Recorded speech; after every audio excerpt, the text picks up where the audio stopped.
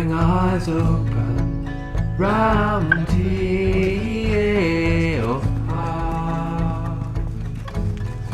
You and I welcome. We have to layer the bottom layer is laid in a specific way so that the ports are clear to draw the air through, and then up. Once that initial layer is done, then we just chuck all the other wood on top and light it. That's it, pretty much. All the ports on the outside have a channel going into the centre in the shape of a star, and then on top of that build a floor so that all the wood on top doesn't ruin that. And then we have the brown ends, which are the bits that didn't quite make it to charcoal last time. These are brown ends. They look like charcoal, but they're not. But they light really, really easily. So we put them in the centre, so just to get it going. So over the last couple of days, from when we entered it 2 days ago, what we've done now is filled it full of wood, slightly higher than the rim of the kiln, and put the lid on the top. And you can see it's open all the way around the bottom. And what we're going to do now is, having lit it, draw the fire to the edge of the drum.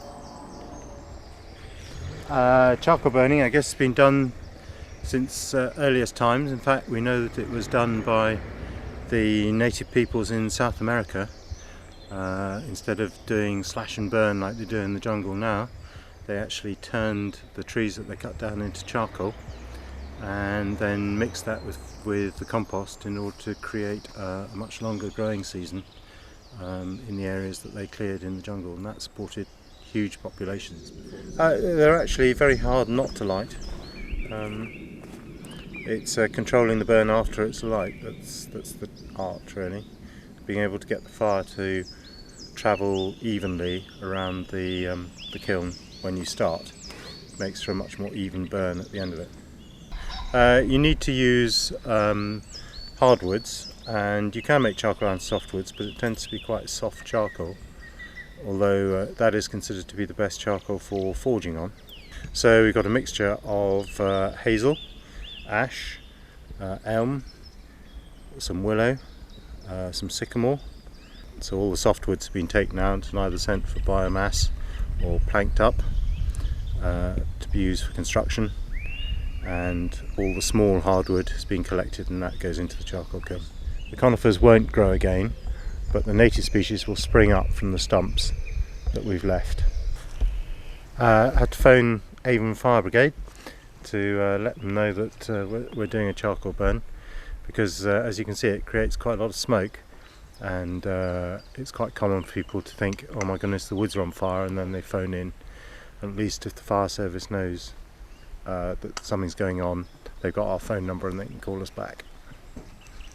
Yeah, that's looking much more healthy. We're getting good smoke going, and we're getting a nice clicking noise coming from inside and a bit of a roar. It means we're starting to get the heat up inside the kiln, and now we're going to start looking for the flames starting to come out towards the edges of the kiln at the bottom. And as they come up to the edge, then we'll earth up that side and try and promote the fire to burn evenly around the bottom of the kiln.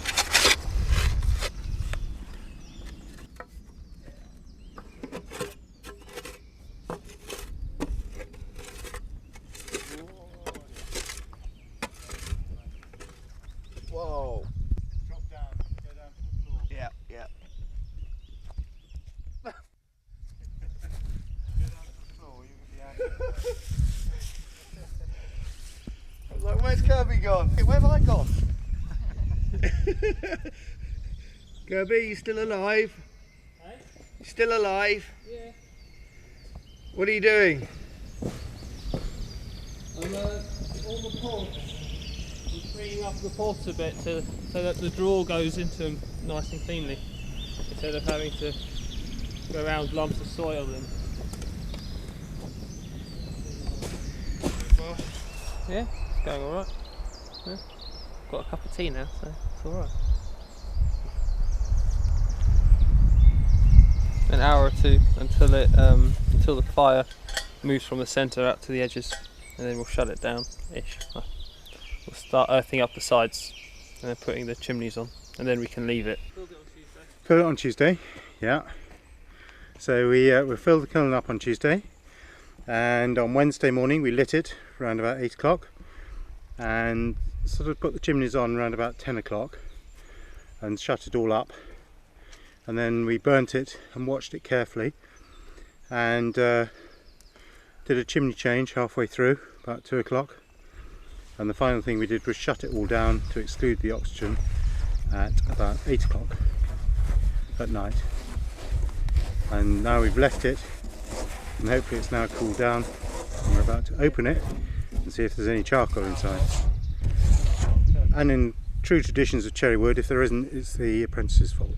So, yeah, I've graded it, so we'll either go to barbecue charcoal or we'll grade it further down to smaller stuff, and that goes for chip, which is used for forging.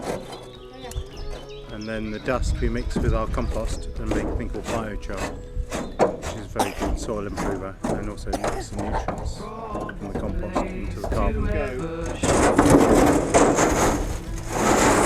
It's looking very good. It's looking very good. It's got nice shiny sides on the inside, which is a sign that it got up to the right kind of temperature. See this shine here, and yeah, it looks like we've got a bit of charcoal anyway. Can't make it. So this side, this is the side we shut down, and it did get hot. This is where it dropped right down. Okay, but that's gone into charcoal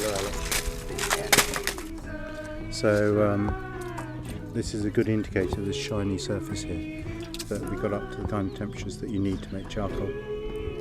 And just shows you, normally a burn would take 18 hours, and this took 10.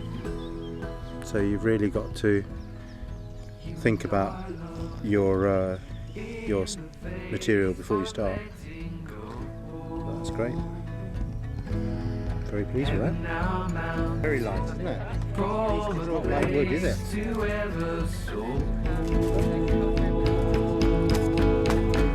you are.